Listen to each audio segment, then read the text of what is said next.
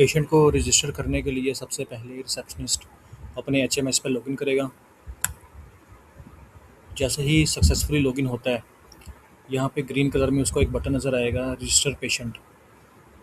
जैसे ही वो इसके ऊपर क्लिक करेगा तो एक फॉर्म विजिबल होगा, जिसके थ्रू वो न्यू पेशेंट को रजिस्टर कर सकता है। और इसके लिए उसे कुछ फील्ड्स में डाटा पुट करना होगा पेशेंट से। फॉर एग्जांपल कि हम यहाँ पे एक टेस्टिंग सीएनएसई लेते हैं। अच्छा, जिन फील्ड के आगे स्टारिक लगा है वो मस्ट है।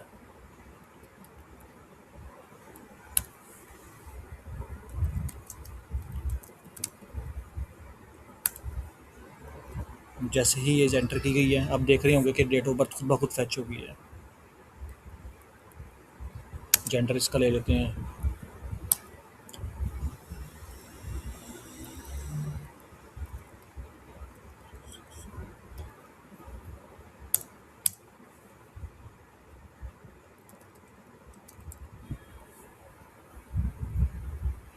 सारी इन्फॉर्मेशन पुट करने के बाद फील्ड्स में वो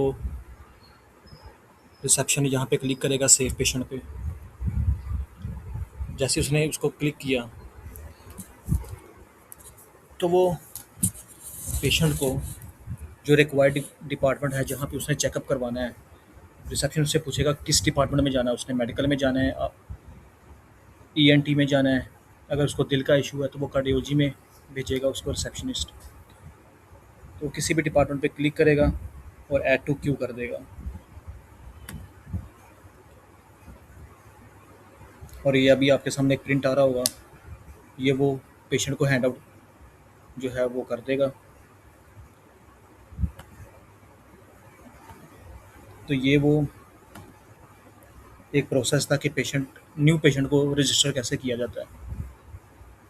और यहाँ पे एक बहुत इंपॉर्टेंट बात है कि जब आपने दोबारा कोई नया पेशेंट लेना है तो आपने ये कैंसिल के बटन पे क्लिक करना है।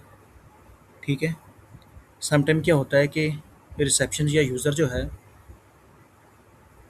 वो इसी को एडिट करने लग जाता है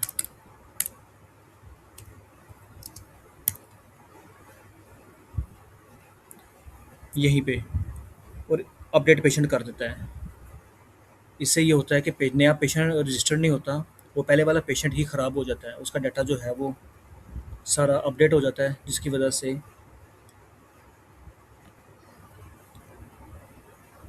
पेशेंट का जो डाटा है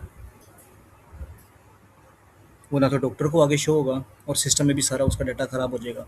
तो जैसे ही एक नया पेशेंट रजिस्टर किया जाता है, जैसे आपने पहले देखा है, तो उसके बाद वो यहाँ पे कैंसिल के बटन पे क्लिक करेगा और दोबारा रजिस्टर पेशेंट पे क्लिक करेगा नए पेशेंट को रजिस्टर करने के लिए। ये तो हो गया न्यू पेशेंट। अब अगर एक पेशेंट फॉलो अप के लिए आता है, मतलब कि वो पेशेंट जो पहले सिस्टम में रजिस्टर हो चुका है, हम इसी की मिसाल ले लेते हैं। तो जैसे ही उसका सिर्फ सीएनएस ही लिखा है, सिस्टम ने ऑटो पॉपुलेट कर दी है डिपार्टमेंट की लिस्ट।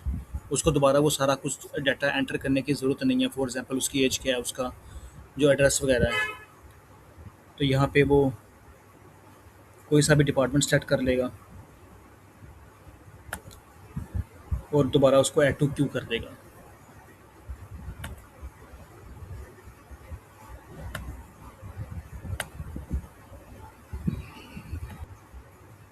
और अगर हम इसी पेशेंट का कोई फ्यूचर में अगर ये पेशेंट आता है या कभी भी इसका कोई डाटा अपडेट करना हो, तो उसका भी प्रोसेस अभी जो है एक्सप्लेन करते हैं कि वो कैसे करेंगे। जैसे ही हमने उसका सीएनएससी एंटर किया है, यहाँ से हम कैंसिल के बटन पे क्लिक करेंगे और कुछ भी इसका फ़ोन नंबर, उसका एड्रेस, सीएनएससी उसका दोबारा एडिट नहीं हो सकता। उसकी एज कर सकते हैं, उसका जेंडर चेंज कर सकते हैं। ठीक है। और यहाँ पे अपडेट पेशेंट के बटन पे जो है वो हम क्लिक करेंगे और सिस्टम साथ ही हमें अलर्ट जारी कर देगा कि पेशेंट जो है वो अपडेटेड सक्सेसफुली